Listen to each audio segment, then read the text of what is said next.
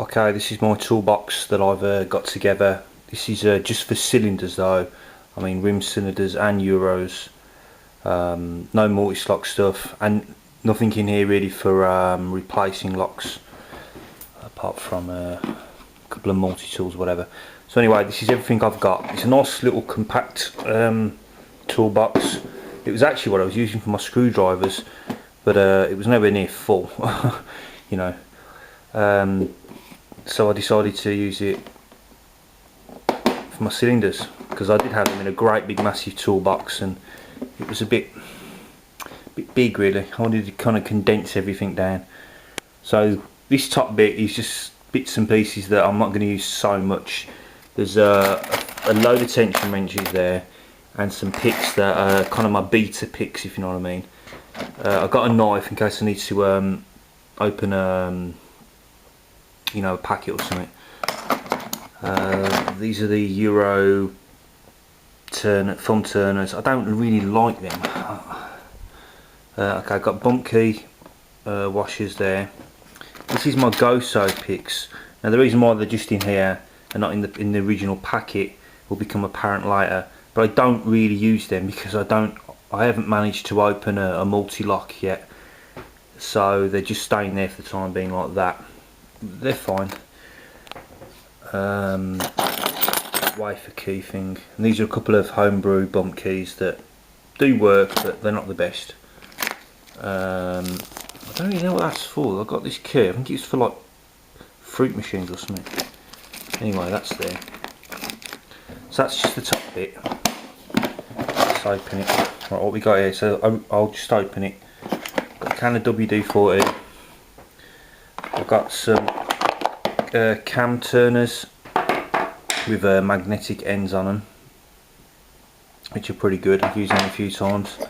And these are for just getting out any bits of broken off Euro that's stuck in there if I've used a cylinder snapper or whatever. You've got the classic multi-tool there. I've got my screwdrivers. So this is my screwdriver holder. And I've got a load of heads that are all decent. That pretty much covers every kind of screw that I'm likely to come across. I've got a torch, a pair of pliers. Now these actually, I use these just in case, because it has happened in practice. I get a bump key stuck in the lock and I can't physically pull it out. I find if I just put the pliers on them and pull it, it comes out a lot easier. Also with a little spray of that stuff. So that's what they're for really. I've got a pen. Okay. Bump hammer. It speaks for itself. Telescopic magnet. I've got a pole that this fits on the end of as well. But if it's just on the keys are on the floor and the letterbox is not too high, this will reach. Let's just test it on something. It's not magnetic. Have I got any keys? Okay, there we go. So that's for fishing keys. I have tried it. It can pick up quite a lot. I've tried picking up the 3-lever tri-out keys, which is, I think it's 15 keys on there, so it can get a bit of weight on that one. So I do like that. It's like a magic wand. Telescopic magnets. Right, I've got to watch this doesn't flip over.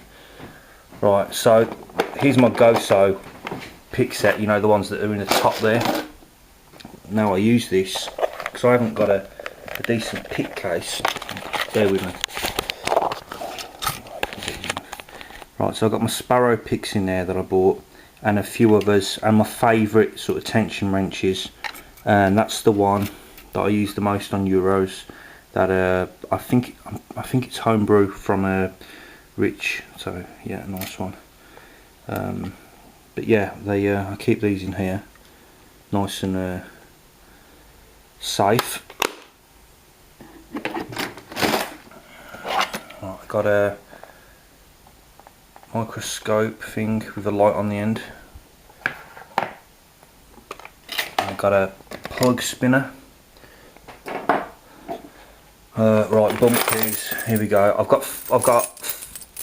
about 40 bump keys here. The vast majority of them are from Special Keys.